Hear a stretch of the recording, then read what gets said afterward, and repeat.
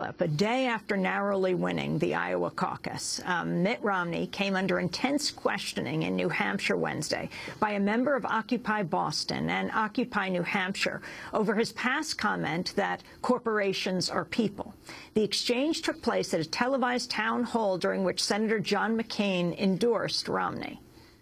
You've said that corporations are people, but in the last 2 years, corporate profits have surged to record highs, directly at the expense of wages. That's in a J.P. Morgan report.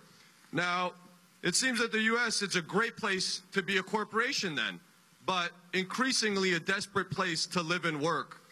So would you refine your earlier statement from corporations are people to corporations are abusive people? And would you be willing to reverse the policies of both the Obama administration and his predecessors around corporate-centric economic policies that only see wealth and income, just go to the top at record highs, seemingly faster every year, and the people in this country are in a permanent economic stagnation. So I just want to see some color on that. Where do you think corporations' profit goes? When you hear that a corporation's profit, where does it go? Profit. I mean, it depends. But where does it go? Well, it depends. If they retain it, there's retained earnings. That means that they're not spending it on, they're not distributing it in dividends, and that means they're not using it for CapEx, capital expenditure. So they could just hoard it. That's retained earnings, right? But it's profits. It goes to shareholders. So it goes to the 1% of Americans that own 90% of the stocks. Okay, now let's get the facts. All right. There are two places it can go. Hold on. It's my turn. You've had your turn. Now it's my turn. All right. First of all, you're right, it goes to dividends, all right, which is to the owners, but they're not the 1%. All right, they're not only the 1%, I'm sure among the dividends go to the 1%, but also go to the people who have pensions, all right? There's a guy, are you in the 1%? No, he's got dividends and retirement plans, 401ks, they're filled of the dividends that come out from corporations. That's number one. Number two, you are right, they can go into retained earnings, which then can be used for capital expenditures or growing the business or hiring people or working capital. When a business has profit, it can do good things.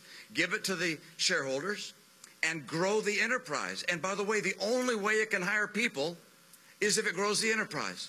Now, corporations, they're made up of people and then, of course, the buildings that people work in. The buildings don't pay taxes. The only entities that pay taxes are people. And so corporations are collections of people that are trying to have good jobs for themselves and promote the future. And so the corporations are made up of people, and the money goes to people, either to hire people or to pay shareholders. And so they're made up of people. So somehow thinking that there's something else out there that we could just grab money from and get taxes from and everything would be better that doesn't involve people, well, they're still people. And what I want to do is make America a place where those corporations that have that money decide to invest here. That was Mitt Romney answering a question from one of the people at the town hall about calling a corporation a person. Rob Weissman, we just have a minute. Can you respond? Yeah, well, that's a lot more refined response than he gave before, but he's wrong about what he's saying. Corporations are entities, not just a collection of people. They are entities that have their own legal life, state-created legal life. And the Supreme Court decision in Citizens United said that those entities, not the people within them, but the entity itself, has the right to spend whatever it wants to influence the outcome of elections that's to represent actual, real, live, living, breathing human beings. I mean, that's why we need a constitutional amendment to both overturn Citizens United and clear the way of this confusion that corporations have a claim on the constitutional rights that are intended to protect people, real people, like you and me. It's why the resolutions in New York and California are so important, and it's why people are mobilizing around the country on the second anniversary of the decision, January 21st, to really build the movement to call for a constitutional amendment. It's going to take a long time, but we are going to win this thing.